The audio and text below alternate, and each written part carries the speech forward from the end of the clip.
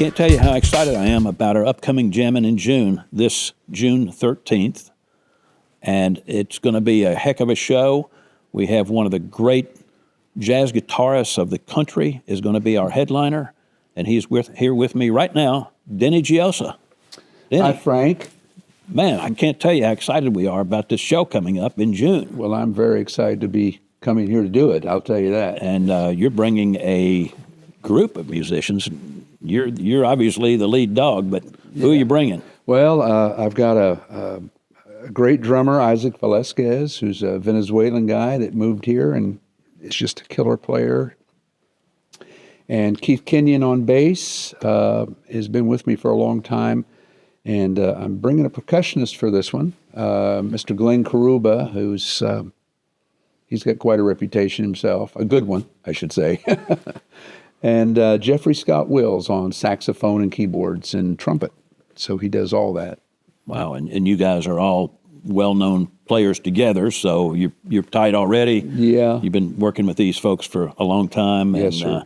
And Denny, back to your style of play. You're known as a jazz guitarist. Yeah. You play a lot of forms. I do. I like to just call it contemporary music or contemporary jazz because it's, even when I'm doing something that's a little more on the rock side of things, there's still jazz overtones and harmonies in there and elements. So, yeah. But I do have songs that are pretty much straight ahead jazz as well. So, yeah. I landed in the smooth jazz world. We love to throw titles on things, I guess, but it's really more edgy than that, It's a more. So, one of the radio guys says this music's a little challenging to our listeners. I'm going, good. That's a good thing. What was your personal background? I mean, you referenced you've been playing most of your life since you were a kid. Frank, believe it or not, I went to my mother. I was 6 years old, and I said, I want to start a band.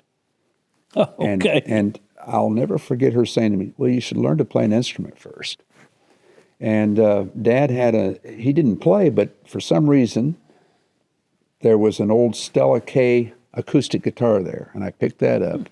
And I happened to find a picture of me and my dad with that guitar recently, and it's very special to me. But I started guitar lessons at 7, and Dad bought me an electric guitar and an amp at W.T. Grant's for $39.95 for both of them, Yeah. I was a big shot boy, and I just haven't stopped, It's, I just kept playing, and even then, as a teenager, I had some of the opportunities that I'd told you about, meeting people and playing with certain people, right.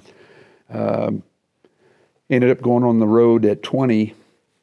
After I went to college for a couple of years, I went on the road with a guy named Troy Shondell, and we ended up playing with Bo Diddley and Danny and the Juniors and all these groups that were popular, Yeah. They were doing these reunion tours, and I was his guitar player. And so it just, one door after another kept opening. And then I went to Los Angeles to study guitar and ended up moving here. I stayed out there about 3 years, and it was just a little much for my brain, coming from a small town in Indiana. So I came here, and within a few years, I meet my good friend Michael Morick, who was a radio promoter for jazz, and in Nashville, and this was back in 92, I think, 93. And That's what brought you to Nashville. Was music. I just wanted to be here, yeah. And he heard some of my music, and he says, get me a couple more songs like that. I'll get you a record deal. And within 3 months, I had 2 deals on the table from New York. So I went from Indiana to L.A., L.A. to Nashville, and then got a record deal in New York. How's that for... It's kind of covering both ends of the continent. But at what point did you make the crossover into your jazz I was work? Always studying jazz. Even when I was 12 years old, Really? I was listening. That's unusual for a 12-year-old to be doing jazz. I'm weird. I can't help it. Well, you're a maverick. You're a unicorn. There you go. I guess, yeah. But I was always interested in that. And, Santana has been a big influence on me, but I mainly like the instrumental stuff that he did. I was always driven towards that, drawn towards that. Yeah. And I'd go out and I'd take any gig I could get, Frank, just to keep playing. And so I'd play a country gig with somebody, and they'd go, "You kind of sound a little too jazzy to be playing country." And I'd go play a rock gig. "You kind of sound a little too jazzy to be playing rock." So it was always in me. And it's just a God thing is the way I look at it. Oh, yeah. And I'll recall one of those moments you just, back to something you mentioned a moment ago, Santana, Carlos Santana. Yeah. And my first encounter with Santana, because I'm old enough to know, but to have been there. Yeah. Although I wasn't there, actually. 1969, Woodstock. Woodstock, yeah. The first time they were ever on stage publicly. Yeah. And they played Soul Sacrifice. Oh, yeah. And that's probably one of the greatest instrumental rock anthems. Yes, That and of course being a drummer, the drum part. Yeah. Of course. But that whole vibe of that song just changed the landscape of music. It did. At that moment, it just became just such a unique feature. That's where the first time you'd had a lot of the influence of the percussion drums, the Latin and African beats. Yes, yeah, came literally out of that moment. That's I right. think. Yeah, set a different tone. It did. And it's been a great tone. I love it. So you picked up on that too. Yeah, I actually did a Latin record. I don't know if you've heard that or not. I haven't. A Latin record. We'll be doing a few songs. Okay, from cool. That. Oh, great. Great. And that was inspired because I just love Latin music. But I went to see Carlos. I've been fortunate. I've been backstage a couple times. Yeah. Okay. Yeah. But I went to see Carlos at the Ryman. And I always watch the audience as well as listen. I'm watching response. Right. Well, the drummers come out and they start the show, and people got on their feet like that. Carlos wasn't even on stage yet. Yeah. And I'm like, I need to do a song like that. I need to do a record like this with that kind of energy. So I did, and it signed it on Sony and did that. So they say that copy is the greatest form of compliment. Yeah, to want to do something that you put your own spin on. So that's right. That doesn't mean you're not. It's not a cover song, but you're using the influence of the influence of that. And then you've got these musicians that grew up in that culture. Yeah. Now. Yeah. In your group. Well, do I have time to tell you a story? Oh yeah. Okay. I'm full of stories. Yeah, I told you that, so that's why I'm writing a book. Yeah. So when I was 12, I ended up with a book of the hits of 1966. Those song books, I could right? name them all. Yeah. Yeah. Right. And so Sonny was in there. So I started learning Sonny. The song Sonny. Yeah. Yeah. And that was Bobby Hebb that wrote that. All right. And sang it. And I started learning that song. And let's fast forward now to my record called Dreams Like This. The manager I had at the time, I decided I was going to record Sonny. I don't record many cover songs, but that was always a special song to me. So I did my own arrangement on it, changed the chords, and did my thing. Well, we hadn't released it yet, hadn't even mixed it yet. And my manager brings Bobby Hebb to my studio. I know, that's what I'm saying. Yeah.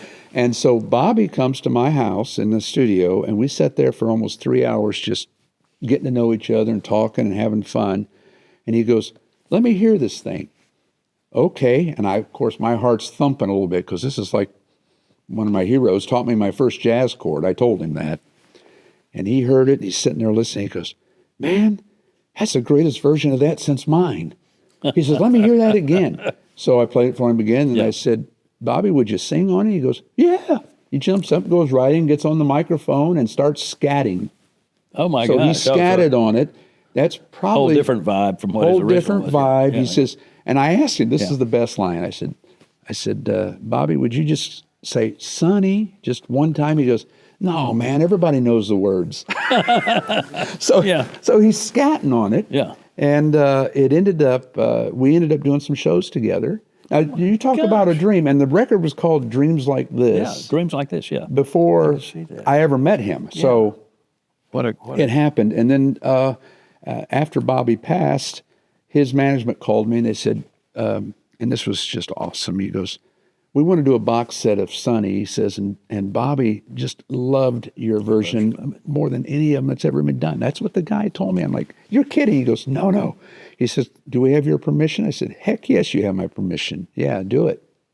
So that's what I'm saying. I have these things happen that are just engaging stories. So now you've told me the story. Yeah. You're going to have to do that song at the show. We'll do the song for you. You're going to do this song. All right. We'll do You're it. going to do it. All right. and maybe even tell a little bit of that story. I Maybe will a tell it. condensed version of it. I'll tell a condensed on stage. version. Yeah. Tell a condensed version of it. Yeah, I have to watch it because I tell stories a lot on stage. Well, that's good. No, that's good. I think people love that. They like that interaction with the musicians. We did a lot of that over these years. Makes it personal, I guess. Oh, yeah, definitely. It gives them some. I've got 3 awesome kids, and everybody would always ask me in a lot of interviews, how do you come up with titles for instrumental songs? I said, well, my kids influenced a lot of that because they would say something would come out of their mouth, and I'd go, oh, I got to use Hang that. on to that nugget of. Yeah, so I have one song that actually was a top 10 hit for me called Taking the Back Roads, and that title came from my now 32-year-old daughter. Yeah, okay. Yeah. All right. Yeah. Yes, where inspiration comes from some of those places you don't really go looking for it. It's just percolates to the top, and there it is, and some little nugget you pick up along the way, from whatever. I do that a lot of times with my painting titles, Yeah. It's kind of, it pulls some deep emotion out of you, that you didn't realize was really there. Yeah. Sometimes. But I like that dreams like this. What a metaphor that kind of is for I know. life. It is, isn't it? Yeah. Yeah. Yeah, that was a good record. All right. I'll go back and listen to the whole thing. I'll send you anything you want. Yeah, Okay? I'll send you the Latin record. Well, now are you going to bring some CDs for sale? I'll have some. Yeah. Yeah, I think that would be good. Yeah. Your music can be downloaded on Spotify and things like that. It's everywhere. It's everywhere, yeah. So people can get to it. Yeah. You're starting to wonder who has a CD player anymore, Not many. It's really cut into our money. Yeah. I used to get nice checks from when terrestrial radio was here, when we had real radio stations, I would get really nice checks, but a lot of my music's been used in TV and film too. So I've been kind of blessed there with that. So yeah, you get residuals off those kind of uses. But it's not like it used to be. You don't do score work or for broadcast for film. That's what I wanted to do from the time I was a teenager. I wanted to be scoring films. Yeah. And I just didn't want to stay in L.A. to make that network. I got you. Happen, you have to stay where the industry is. I guess. You do. Well, a lot of that's available in Nashville now, isn't it? It is. But I'm pretty happy making my music, and it gets pitched and picked up for TV. The only thing is you're on the road a lot. You're gone a lot, but you're okay with that? I'm okay with it still, as long as I can keep doing it. Yeah. It keeps it exciting. Yeah.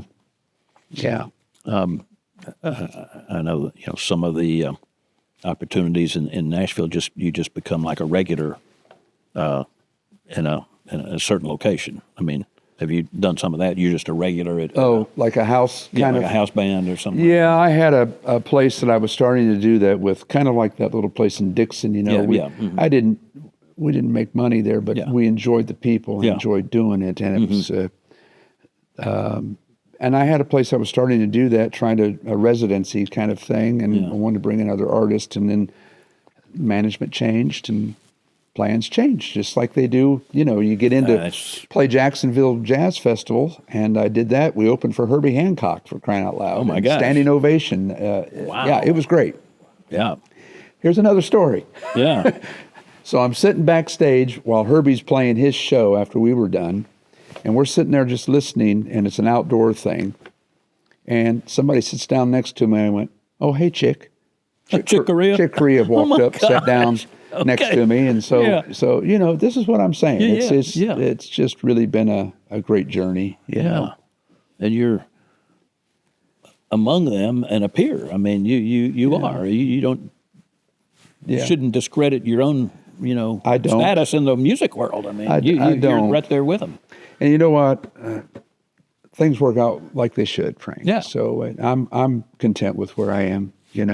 So it's all good. As Buck O'Neill said, the famous black baseball player in the Negro Leagues, he said, "I was right on time." Right on time. There you go. Yeah. And I love that comment. And That's a great comment. That's true for most things in life. That is a good song title. I might have to right steal on time. that. Right on time. You never I like know. it. All right. All right, Frank. Looking Nice forward talking to it, Denny. you. Yeah, me too. Thank you. We could go on and on and on. We could. Oh, talk Yeah. about the guitar a moment. Yeah. So, Tell that story you told about getting this guitar. yeah. So the guy that makes this guitar, it's called a Redentore, is the name of the company, and the man that What does that mean? means Redeemer in Italian. Ah. And my background is Italian. Yeah. So, but that had nothing to do with me buying the guitar. I've known this luthier for a long time, and we just never connected enough for me to have a guitar. And he had this one at a guitar show last year in Nashville, and I sat down with it, and for about 2.5 hours, I couldn't put it down. I thought, well, this has to come home with me. So we worked it out, and he's building me hopefully another one that is a little different than this, a little different. It's a semi-hollow. This is completely a hollow body, but the semi-hollow you can use for. This has a lot of the acoustic value to it. Yeah, as well as it does. It's electric. Yeah. Yeah, you can hear it resonate. Yeah. Yeah. It's just a beautiful. Is that a rosewood? What is that? No. It's a beautiful burl in it. I'm just looking at the finish, admiring that finish. It is a gorgeous, and you would ask me all the woods, and I cannot remember all the woods. I'm sorry. Obviously, he's a skilled guitar maker, so he hand selects. Yeah, he hand stock, selects everything, woods, and rosewood fingerboard on it. And, I got you. Yeah. And the interesting thing about this guitar, though, if for any guitar geeks, if you end up using any of this, is this pickup.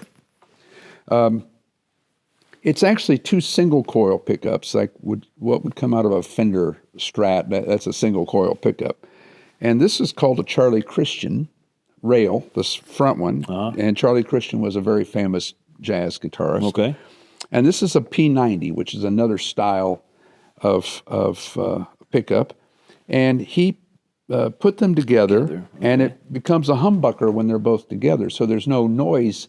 Like a single coil guitar will give you a hum. There's no noise. Or you can come up here and just use the Charlie Christian, which is still pretty quiet, Or you can go down to the P90, which kind of grabs a little bit more, a little more grip. Yeah.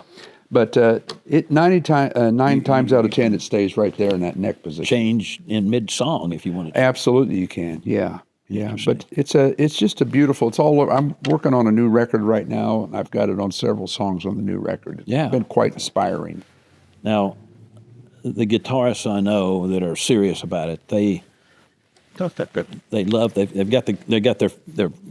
favorite guitar, and then they match it up to a certain amp. Yes. Where they've got a certain sound, or what do you call it, sort of harmony between the amp and the guitar that's critical. Right. And is that the case with you? Do you have amps that give you a certain sound with a certain guitar? Yeah. If you're ever in Nashville, you come by. It's like hundreds of them. Right? I've got a lot of stuff sitting around. Mix and match, right? You mix and match all those. Yeah, alder is the wood. It just came to me. Alder is what this made. Yeah, there's a guy in Nashville that's also a good friend of mine, Kevin Shaw. He's got a company called Shaw Audio, and he recently built an amp that just, like this guitar, was like, this is like the tone I've been looking for my whole life. Yeah. And so I bought 2 of them. So, you're going to hear that amp that night. Okay. Yeah. Okay. I've got actually a good friend here, musician. He's a doctor, but he's a guitar builder, collector.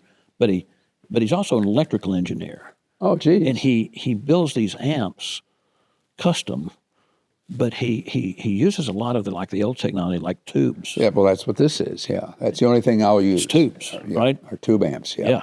So I'll give you his name. Yeah, please do. Yeah, I've got, I'm so crazy about it. I've got a couple 1960 Guild amps that, when I heard them, I got to have these amps, Yeah. So, but Kevin really is, this amp that I use of his called the D-Gas, it just covers all the bases for me. Yeah.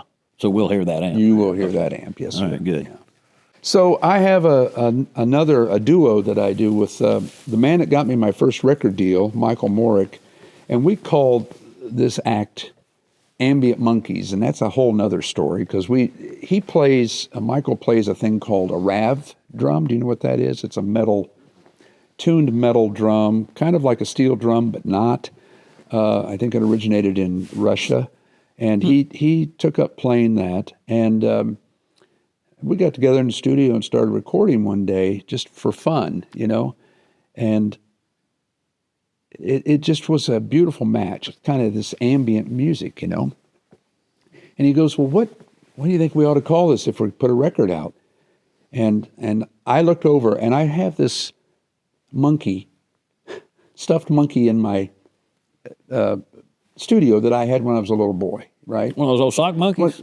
Well, I have a sock monkey my grandmother made me, but this is stuffed monkey, the stuffed monkey with the suspenders and stuff. And he's just kind of a scary looking guy, but he was sitting there. I said, well, let's just call it Ambient Monkeys for right now. And we both went, wait a minute, that's got a ring to it. So we did, long story short, we did a record, and we ended up releasing it, and the darn thing shot to #1 on the world jazz charts. Unbelievable. Well, okay. It was unbelievable. So that's fun. So we ended up doing a second one. We put it out. Same thing happens. It was like immediately they grabbed onto it, #1 again, on not only the world jazz but also on the chill charts. So this is the kind of music you can put on and just have a glass of wine, and it's just chill music, And so we did a third one, and the same thing happened again. But we have Michael feels like the trilogy's it. But I don't know if we're going to do it, do another one or not. We were recording just Monday. Okay. So you never know. But now, what was I supposed to tell you? What story? You were going to talk about the cross. The cross. Yeah. So the reason I brought the Ambient Monkeys up is because Michael, before I ever knew him, went to see the Who, and he even had a copy of the bill that they were on, and tickets for $6. To go see the Who, right? This was in the 80s. Had to be. It must have been, yeah. So he's at the concert. It's a standing outside concert, and Roger Daltrey will take his microphone stand and do acrobats with it, as performing with it. Well, the stand came up and grabbed that big silver cross that he always wears and broke the chain and flipped it out, and that cross landed right at the feet of Michael. So he picked it up. He tried to return it to Roger after the show, and the security guys are like, "Get out of here, kid! Leave us alone." And so he ended up keeping the cross. Well, Michael gifted me with that cross recently, and so I still have it. I might just wear it that night at the concert. That very cross, right? There it is. That very cross I have at home. What a story! I know. It's all silver. It's a beautiful cross. So, So sorry, Roger. It's mine now. Sorry, Roger. It's past the prime of being able to claim that again. Yeah. Yeah. Special treat. Wow, what a story that is. Yeah. And I'm sure there are many, many more of those you could go on about, and that's going to be in your book, though. You're going to put all those in your book. I'm trying to work on it in my spare time. Okay, all right. There's not a lot of that right now. Well, but I'll get to it. As they say, you're burning daylight. I'm burning daylight. If I could just do once, my daughters tried to tell me, "Dad, just sit down and do one a day." They're just short stories. Just that's all do you got one to a do. day. Yeah. I said that's a great plan. So I started doing that, but I fell behind. Or the other plan is, you just tell the story and have it recorded, and then you have somebody edit it. Well, that's a good idea. All you got to do is just tell the story, just like we're doing. That's a really good idea. And just record it. I have someone that actually someone can take it and edit it. Yeah, that's a great idea. That makes it, you don't have to spend the time to write it out. Yeah. You just tell it. Yeah. What I started doing was, with our MacBooks now, you can just record it, it'll type it out. Type it out. So I started doing that, but it's still work because you go back and you want to. Well, you got to edit it, but you got to have somebody that knows editing. Yeah, I have someone who does that. Yeah, that actually can do the grammar work on it. Yeah, the lady that offered to do it will be here that night. Oh, fantastic! So okay. she and her husband. Well, so, great. Yeah. Good. Well, it's going to be a grand time. It is going to be a grand time. Yeah, and I can't wait. We are excited about it, and we're going to promote the heck out of it. So, Me too. I'll do it too. I know we'll have quite a few coming from the Nashville area. I feel like we will because I get asked all the time, when are you playing in town? When are you playing locally? And I don't play locally very often. There's not many places to play. Mm-hmm. Yeah. And you kind of run into that situation I was telling you about. Mm-hmm. I love documenting, keeping my performances. I ran across one I did when my son, who's now 26, was 6 months old. I did a jazz cruise, and we took him on the cruise with us. Oh, wow. And I was with the Ripitons and Kirk Whalum and a bunch of people, and everybody knew Nick more than they knew me. They were like, how's Nick today? Yeah. He became the star of the boat. Everybody loved it. So all of our patrons appreciate good music of all genres and forms, so I can tell you, you'll have a great listening audience here. I can't wait. That's the best kind. And you're going to be our headliner this year for Jammin' in June. I am very pleased to be here. It's a beautiful facility, and Clarksville's a wonderful town. Can't wait to get you on stage here. We're going to be doing this in the theater at the Customs House Museum, a wonderful venue. We'll seat about 200 people. We're glad to have you come back for a repeat visit. Well, thank you. Thanks for having me. We'll be ready. So will we. Okay. All right.